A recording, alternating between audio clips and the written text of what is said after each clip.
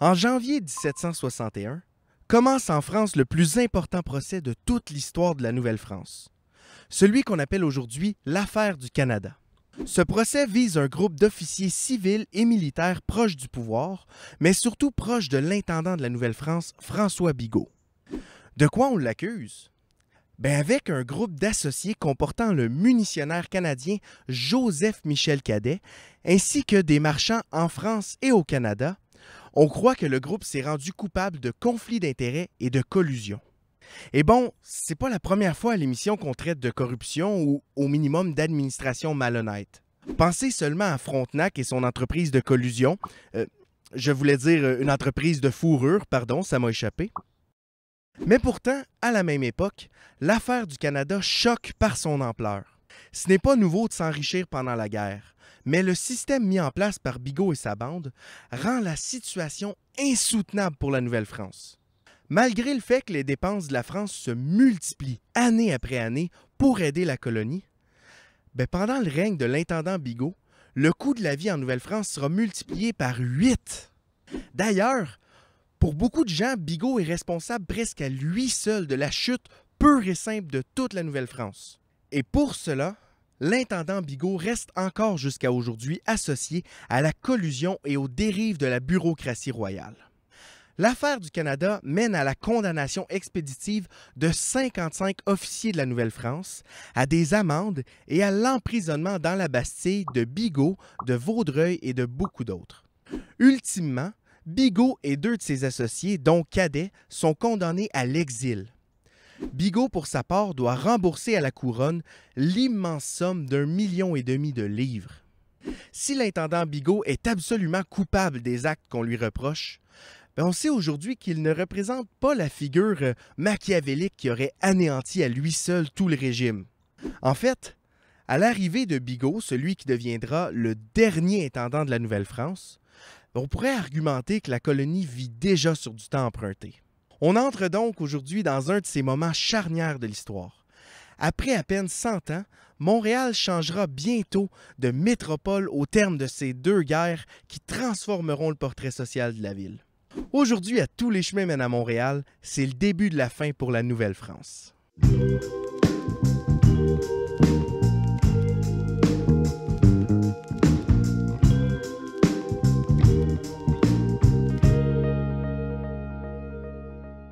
Bonjour à tout le monde, mon nom est Joël Beauchamp-Monfette, animateur de Tous les chemins mènent à Montréal, où nous explorons ensemble l'histoire de cette région dynamique et fascinante.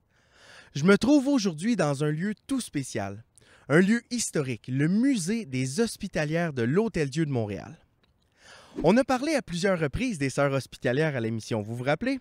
Jeanne Mance, fondatrice de Montréal, invite la communauté religieuse à s'installer à l'Hôtel-Dieu dès 1659. Et c'est d'ailleurs les Sœurs Hospitalières qui administreront l'Hôtel-Dieu pendant plus de 300 ans jusqu'en 1973. Et c'est exactement où je me trouve en cette belle journée d'automne. Pour tous ceux et celles qui se joignent à nous pour la première fois, vous pouvez aller écouter les autres épisodes déjà parus pour mieux comprendre le contexte de l'émission d'aujourd'hui. Tous les épisodes sont disponibles sur YouTube et sur toutes vos plateformes de balado-diffusion préférées. Et tant qu'à y être, aimez la vidéo, la chaîne, la page Facebook et partagez l'émission à tous les fans d'histoire pour que tout le monde puisse entrer dans l'aventure. Bon, pour ceux et celles qui connaissent un peu l'histoire de Montréal, vous savez déjà que j'ai oublié de mentionner un détail très important. En fait, Jeanne Mance n'aurait jamais reconnu le lieu où je me trouve, puisque l'Hôtel-Dieu de Jeanne Mance était situé au cœur du vieux Montréal, sur la rue Saint-Paul, là où il y a aujourd'hui les cours Le Royer. En 1861, l'endroit est désormais trop petit et les sœurs quittent le vieil Hôtel-Dieu. Elles font une longue procession pour venir s'installer dans le nouvel Hôtel-Dieu situé sur les flancs du Mont-Royal, emportant jusqu'ici le tombeau de la fondatrice elle-même. Même si l'ancien Hôtel-Dieu n'existe plus, j'ai choisi d'enregistrer cet épisode spécifiquement ici, dans les jardins de l'Hôtel-Dieu de 1861. Mais pourquoi les jardins? Eh bien parce que ça, c'est un élément que les hospitalières de la Nouvelle-France auraient reconnu. Et même, je dirais que n'importe quelle personne habitant à Montréal au milieu du 18e siècle aurait été familière avec des jardins partout dans la ville. En fait, ce n'est qu'après la conquête britannique que Montréal arrête d'être une ville où l'horticulture côtoie la vie quotidienne. À la fin de la Nouvelle-France, on trouve encore dans les murs de la ville des jardins, des potagers et même des vergers. D'ailleurs, dans les plans de l'époque, on pourrait même argumenter qu'il y a plus de jardins qu'il y a d'habitations. Presque tous les habitants de la ville ont au moins un petit potager pour se nourrir, mais ce sont les grandes institutions religieuses et civiles qui se dépassent en matière de végétaux. Les Jésuites et les Récollets, par exemple, ont chacun un verger. L'hôpital général comporte un verger, une fabrication de cidre et un potager. Et même chose d'ailleurs pour les seigneurs de l'île, les Sulpiciens, dont le jardin existe toujours au cœur du Vieux-Montréal. Les habitants sont fiers de leur jardin à la mode française et on n'hésite pas à embaucher des jardiniers professionnels pour planter et entretenir les végétaux. C'est qu'un jardin, ce n'est pas seulement pour se nourrir. Il faut aussi que ce soit beau parce qu'il sert également de lieu de détente et de loisirs. Et d'ailleurs, une visite dans le Vieux-Montréal implique toujours pour moi un passage dans les jardins du Château Ramsay, une reconstruction récente mais inspirée de jardins de l'époque. Mais dans le Vieux-Montréal, les jardins sont au comble de l'opulence de la bourgeoisie française au château de Vaudreuil. Avant d'être détruit dans un incendie en 1803, le château était situé sur ce qui est maintenant la place Jacques-Cartier.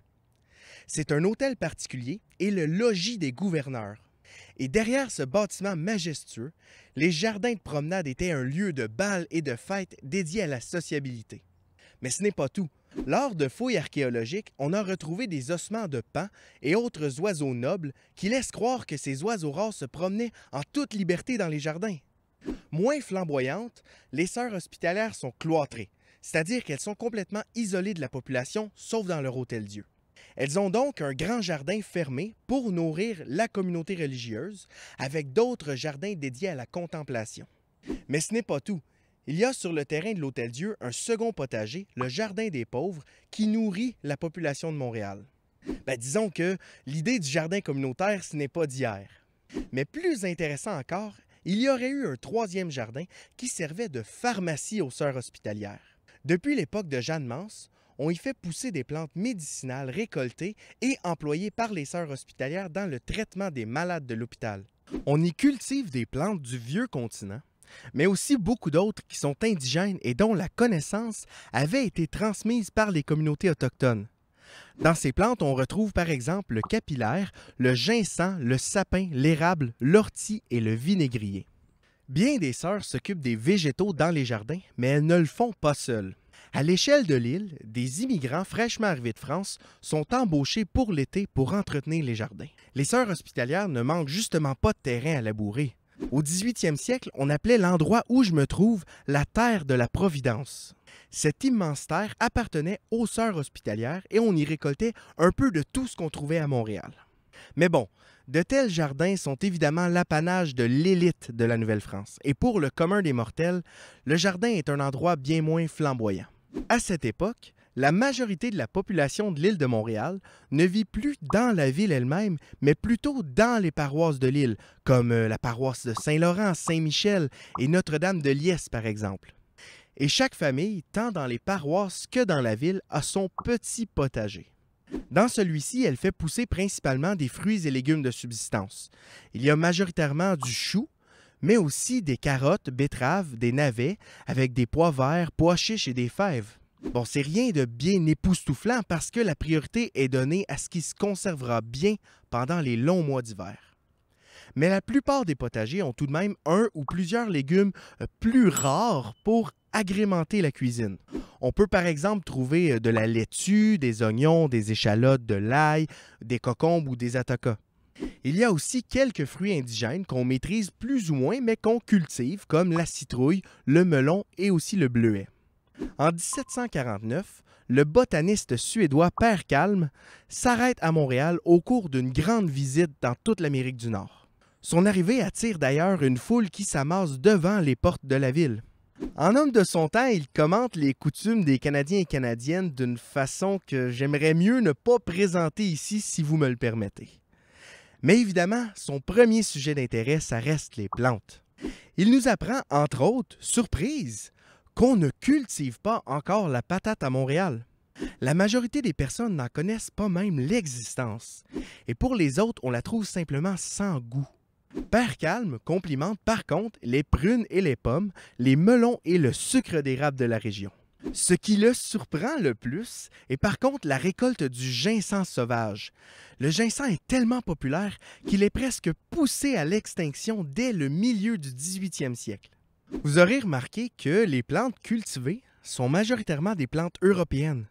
Au minimum, ce sont des plantes qui ne font pas partie des trois sœurs et autres aliments à la base même du régime autochtone qui, pourtant, est parfaitement adapté à l'île de Montréal. Et en effet, si les Montréalistes ont adopté par nécessité les produits autochtones au tout début de la colonisation, eh bien, dès que le développement le permet, les arrivants sont immédiatement retournés à un menu français d'abord et donc avec le blé comme premier, deuxième et troisième aliment. Comme en France, le blé, c'est le début et la fin de l'alimentation à Montréal. Bien sûr, on cultive d'autres céréales comme l'avoine, le seigle, l'orge et le maïs. D'ailleurs, le maïs qu'on appelait à cette époque le blé de Turquie. Mais ces céréales n'arrivent pas à la cheville du blé. En fait, la personne habitant à Montréal à cette époque mange en moyenne 2 livres de pain par jour. Comme on l'a vu dans des épisodes passés, la Nouvelle-France manque constamment de monnaie. Et le blé est donc utilisé comme monnaie d'échange. Il sert fréquemment à payer les rentes seigneuriales et les marchands des campagnes qui deviennent de facto d'autres vendeurs de blé. Et c'est parfait pour eux parce que la Nouvelle-France a commencé à commercer à cette époque avec l'Acadie et les colonies françaises des Caraïbes. Le blé, transformé en farine, devient la principale exportation coloniale après les fourrures. Et après la farine, une autre exportation à base de blé, le biscuit. Évidemment, on ne parle pas d'un biscuit dessert comme aujourd'hui, mais d'un pain cuit 2 fois jusqu'à ce que la croûte devienne assez dure pour le préserver des moisissures. D'où l'origine d'ailleurs du mot biscuit, quand on y pense, biscuit, cuit 2 fois. La plaine de Montréal est absolument parfaite pour l'agriculture. Les sols sont riches et l'été y est un peu plus long qu'ailleurs au Québec. Les voyageurs comme Père Calme sont frappés de voir que sur tout le pourtour de Montréal, pas un seul endroit visible n'est pas un champ de blé. Évidemment, c'est réducteur. Mais quand même, la longue période de paix entre 1713 et 1744 représente un moment où les habitants peuplent rapidement le bord des rivières qui sillonnent la plaine. C'est également l'époque où la population rurale de l'île de Montréal dépasse celle de la ville. Et donc, pendant longtemps, ces 30 années sont vues par les historiens comme une sorte d'âge d'or rural et français. Malheureusement, le temps de la paix arrive à échéance pour la ville. En 1740, une guerre éclate, encore une fois en Europe, et encore une fois à cause d'une question de succession. Cette fois-ci, c'est la succession de Charles VI Habsbourg, archiduc d'Autriche, qui décède. Il souhaite laisser ses possessions à sa fille, la future impératrice Marie-Thérèse d'Autriche. La guerre de succession d'Autriche est comme à l'habitude le théâtre de quantité de retournements d'alliances entre les 5 plus puissantes nations d'Europe, l'Autriche, la Grande-Bretagne, la Prusse, la Russie et évidemment la France. Jusqu'en 1744, ça ne touche pas réellement la Nouvelle-France, mais c'est en cette année 1744 que la France déclare la guerre à la Grande-Bretagne en plus d'envahir les Pays-Bas autrichiens. Et c'est aussi la France qui déclenche en premier les hostilités en Amérique. Le commandant du fort de Louisbourg, situé sur l'île du Cap-Breton, lance une attaque contre les ports de la Nouvelle-Écosse. En réponse, une armée composée de troupes britanniques et de miliciens des 13 colonies part de la Nouvelle-Angleterre et prend Louisbourg dès l'année suivante. L'impact de la chute de Louisbourg est énorme pour la Nouvelle-France. La forteresse de Louisbourg avait été construite sur l'île du Cap-Breton, alors appelée île Royale, après la cession de la Nouvelle-Écosse aux Britanniques en 1713. Situé à l'embouchure du Saint-Laurent, Louisbourg sert de principal fort pour protéger le Canada d'attaques par la mer. Encore plus important, c'est le principal lien maritime entre Montréal et sa métropole. Et donc, la prise de Louisbourg en 1745 isole presque complètement le Canada de l'économie et des produits de la France, et ce pour toute la guerre. Dès le déclenchement de la guerre en 1744, les autorités coloniales se rendent compte que la vallée du Saint-Laurent n'est simplement pas prête du tout pour une guerre. On manque de soldats, on manque de munitions, de pain et généralement simplement de préparation. Oui, les fortifications de Montréal viennent tout juste d'être complétées, hein? On l'a vu au dernier épisode. Mais sinon, la colonie entière tombe immédiatement en état de panique. Les attaques peuvent provenir de plusieurs directions après tout. De l'est par le Saint-Laurent, du sud par le Richelieu ou encore de l'ouest par les Grands Lacs. La première chose à faire est donc de construire ou reconstruire un grand réseau de forts pour défendre la colonie. Québec est bien sûr refortifiée à cette époque. Quant à Montréal, elle devient pour la première fois de son histoire le centre névralgique de la stratégie militaire coloniale. On est pleinement conscient que ce sera ici une guerre continentale, et donc améliorer le réseau de forts dans la plaine de Montréal s'impose. Sur l'île, dans la plaine de Montréal et en s'étendant vers le Richelieu et les pays d'en haut, on assiste donc à un grand programme de rénovation des anciens forts qui jalonnent la vallée. La Nouvelle-France en profite en même temps pour étendre et améliorer son réseau d'alliances avec les différentes nations autochtones. Ce réseau d'alliances est à la base de la survie de la Nouvelle-France qui comporte 24 fois moins d'habitants que les colonies britanniques au sud. Les Autochtones alliés seront, comme dans toutes les guerres de cette époque, la principale force guerrière pour la Nouvelle-France. Pour faciliter le déplacement des troupes, un premier réseau routier se développe avec Montréal au centre de la toile d'araignée. Le chemin du roi venait d'être complété, reliant Montréal à Québec en passant par Trois-Rivières. Grâce à ce chemin de 330 km, on pouvait désormais rejoindre la capitale en seulement 4 jours. Oui, je sais, on est encore bien loin de l'auto, mais 4 jours, ça reste quand même à l'époque une grande innovation dans le déplacement des troupes. On ajoute aussi un chemin reliant les différents forts reconstruits de la vallée du Richelieu et du lac Champlain. Pour faciliter l'accès à Montréal, le centre logistique des opérations, un autre chemin relie enfin la prairie au Richelieu par Chambly. Pour entretenir tout ce réseau, on assiste dès 1744 à une mobilisation monstre des habitants de la région de Montréal. Près de 2000 miliciens, soit environ 20% de la population masculine active, est enrôlée ainsi chaque année. Et avec en plus les quelques 800 soldats et officiers, ça fait beaucoup de bouches à nourrir pour ceux qui sont restés dans les champs. Avant 1744, le blé et la farine sont la principale débouchée commerciale des habitants. Mais dès le déclenchement de la guerre, les greniers seront presque toujours vides, et ce jusqu'à la conquête britannique. Les achats de blé par le gouvernement triplent en quantité pendant la guerre pour atteindre environ 2 millions de litres de blé chaque année.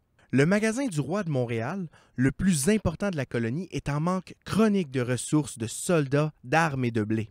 Progressivement, les achats volontaires aux habitants ressemblent de plus en plus à des réquisitions forcées. On utilise des dénonciations pour trouver qui cache encore du blé dans son grenier, et toute l'économie coloniale devient une économie de guerre. Et évidemment, vient avec les réquisitions la suite inévitable de toutes les guerres, l'inflation. Pensons qu'on ne reçoit presque plus rien de la France à cause du blocus du fleuve par la marine britannique. Mais qu'en même temps, on a besoin de toujours plus d'argent pour payer les forts, les soldats, les armes et la nourriture. En l'absence de monnaie de la France, l'intendant remet de l'avant la monnaie de papier, dans la lignée de la monnaie de carte, de laquelle nous avons parlé il y a quelques épisodes. Vous vous souvenez de l'intendant François Bigot condamné dans l'affaire du Canada? Bien, une des raisons apportées par les historiens et historiennes pour expliquer sa condamnation se trouve justement dans cette inflation monstre qui accompagne les guerres de la fin de la Nouvelle-France. L'immense quantité de papier-monnaie imprimé par l'intendance est insoutenable pour le roi de France, et celui-ci est donc incapable de tout rembourser aux habitants. Et donc, en condamnant Bigot et sa bande, le roi a une justification en main pour renoncer à ses obligations. Il décide, après la conquête, de rembourser le papier-monnaie pour le quart ou la moitié de sa valeur imprimée. Évidemment, il y a eu et il y aura encore de pires exemples d'inflation.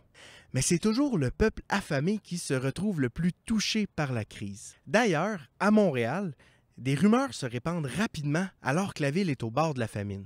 Plusieurs sont convaincus qu'il y a un complot venant d'en haut pour affamer la population urbaine. Comme c'est le cas dans toutes les famines à la même époque, on blâme d'abord le marchand qui accumule le blé pour faire de l'argent.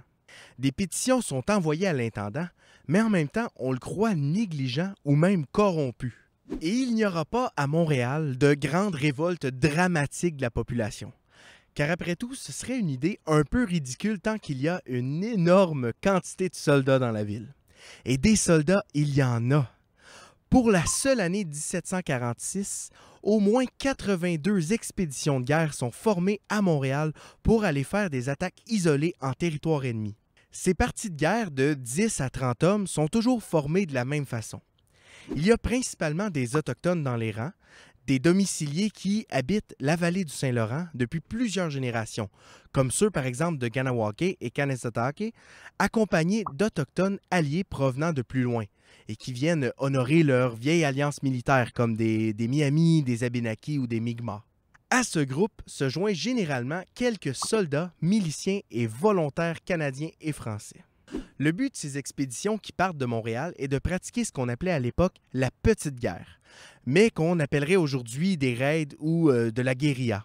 L'idée est de faire une attaque surprise sur une cible pour prendre un objectif limité ou encore pour créer un sentiment de terreur chez l'adversaire. On reviendra sur la petite guerre dans le prochain épisode. Mais dans la guerre de succession d'Autriche, ça reste la principale tactique utilisée par la Nouvelle-France. Et c'est d'ailleurs une tactique rendue très efficace grâce à la connaissance du terrain des Autochtones, qui réussiront à monter des attaques surprises jusqu'à Boston et New York. Rappelons aussi que les Autochtones sont considérés être les meilleurs guerriers du continent. Leur « barbarie » entre guillemets crée un sentiment constant de peur chez les habitants de la Nouvelle-Angleterre. En 1747, le gouverneur Rigaud de Vaudreuil rachète d'ailleurs à un groupe d'Abénakis 56 scalps pour la somme de 1867 livres. Bon, entendons-nous quand même qu'il y a de quoi se demander avec tout ça qui est réellement barbare. Malheureusement, la terreur fonctionne des deux côtés, et la peur des attaques surprises est aussi répandue du côté français. À 2 reprises en pleine nuit, des Mohawks mènent sur Montréal des attaques surprises. Réveillés en panique, les habitants se saisissent de leurs fusils et tirent partout dans le noir, ce qui mène au décès d'une dizaine de personnes. Il faut dire qu'encore à cette époque, la population euro-canadienne vit dans la crainte des Autochtones. Mais c'est quand même malheureux moyennant que les 2 attaques surprises sont repoussées grâce à l'intervention des Autochtones de Ganawage. Il faut donc s'imaginer Montréal entre 1744 et 1748 comme au comble de l'anxiété. Peur de la conquête, peur de la famine, peur des complots et même peur de ses alliés. Et pourtant, à part ces 2 petits assauts, la vallée du Saint-Laurent ne sera jamais attaquée durant cette guerre, c'est même plutôt l'inverse. À l'exception de Louisbourg, la Nouvelle-France est constamment à l'offensive en territoire ennemi. C'est donc plutôt les effets indirects de la guerre qui vont toucher Montréal, comme la militarisation, l'inflation et la famine. En 1748, la guerre de succession d'Autriche prend fin en Europe avec la pire conclusion possible pour une guerre. Après 8 ans et possiblement jusqu'à 450 000 morts, le traité d'Aix-la-Chapelle se conclut par le statu quo. Tout ce qui a été gagné par la France dans les Pays-Bas autrichiens est redonné. En échange, la forteresse de Louisbourg est retournée à la France. C'est une de ces guerres qui donne rien du tout. Évidemment, c'est moyennant qu'on assume que des guerres peuvent donner quelque chose, mais bon, encore un débat pour un autre jour. Pour Montréal, la guerre de succession d'Autriche, c'est à la fois une répétition des 2 précédentes guerres intercoloniales, mais aussi une pratique pour la prochaine. La Nouvelle-France aura été presque pendant toute son histoire en état de guerre. S'il s'est passé 30 ans de paix entre la guerre de succession d'Espagne et celle d'Autriche, la prochaine guerre ne se fera pas attendre. Dans moins de 6 ans, le prochain conflit éclate et fait passer la guerre qui vient de se terminer pour des enfantillages.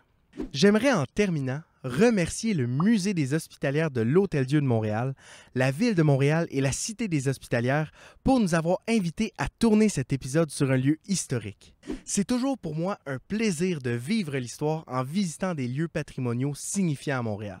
Et c'est un double plaisir quand on peut en apprendre encore plus grâce à un musée qui célèbre cette histoire.